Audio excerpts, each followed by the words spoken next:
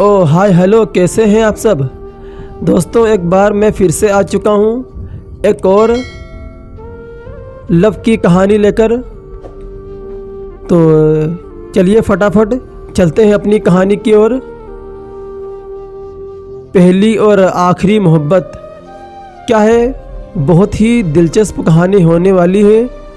तो फटाफट चलते हैं अपने कहानी की ओर और कहानी शुरू करते हैं यहाँ से।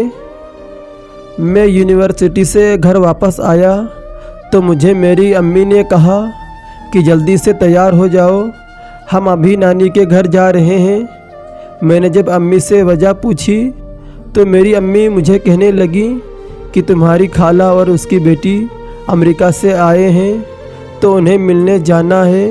ये सुनकर मैं बहुत खुश हुआ क्योंकि मैंने और मेरी खाला की बेटी ने मैट्रिक तक एक साथ पढ़ाई की थी और तब से मैं उसे शदीद मोहब्बत करता था। लेकिन मैं उससे कभी अपनी मोहब्बत का इजहार नहीं कर पाया था। मैट्रिक करने के बाद वो अपनी अम्मी के साथ अमेरिका चली गई थी तो मेरी उससे कभी मुलाकात या बात नहीं हो पाई थी। इसलिए मैं बहुत खुश था क्योंकि मैं उससे 5 साल बाद मिलने वाला था। मैं तैयार होकर अम्मी के नानी के वहाँ चला गया। वहाँ पहुँचकर मैंने जब उसको देखा तो मैं देखता ही रह गया। वो पहले से भी ज़्यादा पुरकशिश और ख़ूबसूरत हो चुकी थी। दुआ सलाम करने के बाद मैं कॉल सुनने के लिए छत पर गया तो वो भी मेरे पीछे पीछे छत पर आ गई और मेरा हाथ पकड़कर कहने लगी, क्या तुम मुझसे शादी करोगे? मुझे लगा कि शायद वो मजाक कर रही है।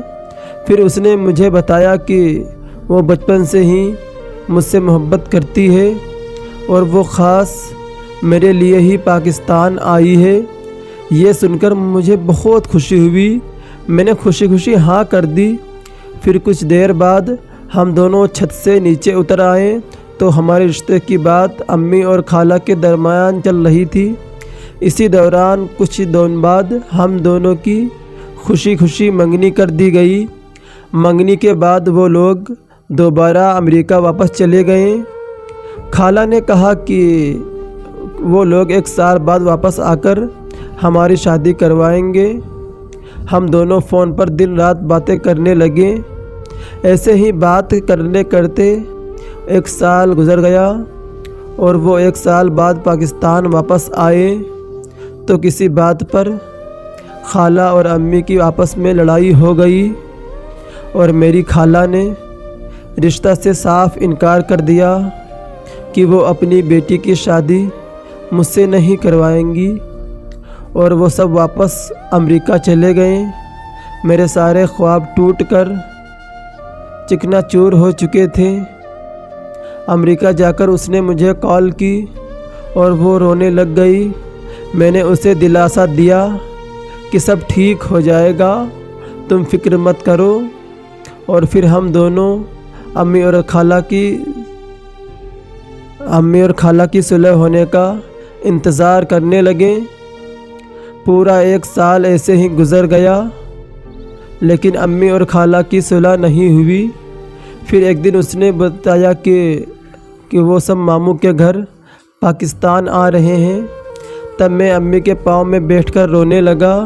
मैंने अम्मी से कहा कि प्लीज़ अम्मी, खाला से सुलह कर ले।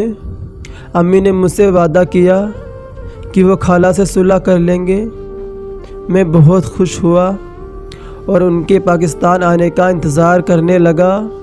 जैसे ही वो लोग पाकिस्तान आए तो मुझे पता चला कि उसकी शादी मेरे मामू के बेटे से होने जा रही है। ये सुनते ही मेरे पैरों तले से ज़मीन निकल गई। मैंने उसको कॉल की तो उसका नंबर मुसलसल बंद जा रहा था। अम्मी के लाख रोकने के बावजूद भी मैं मामू के घर चला गया। वहाँ मैंने मामू की मिन्नतें की और अपनी खाला के पाँव में बैठ गया। लेकिन मेरा दर्द, मेरी तकलीफ़ किसी ने नहीं समझी, बल्कि मेरे मामू ने मुझे अपने घर से धक्के में मार के निकाल दिया। मेरी कज़न वहीं मौजूद थी वो सब कुछ अपनी आँखों के सामने होता हुआ देख रही थी, लेकिन वो बिल्कुल खामोश खड़ी थी। और फिर वो 2 दिन बाद उसकी शादी हो गई। उसकी शादी को आज 8 साल गुजर चुके हैं, लेकिन मैं उसे अब भी भूल नहीं पाया हूँ। आज लोग मुझे पागल, मजनू और रांझा जैसे नामों से पुकारते हैं, लेकिन मुझे इस बात से कोई फ़र्क नहीं पड़ता, क्योंकि लोगों की नज़रों में मोहब्बत का जज्बा बिल्कुल फजूल है। मुझे इस बात से भी कोई फ़र्क नहीं पड़ता कि वो मजबूर थी या बेवफा।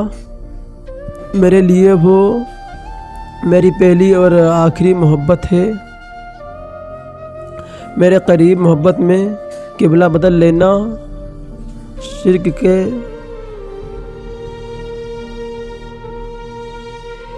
के ज़िम्रे में आता है।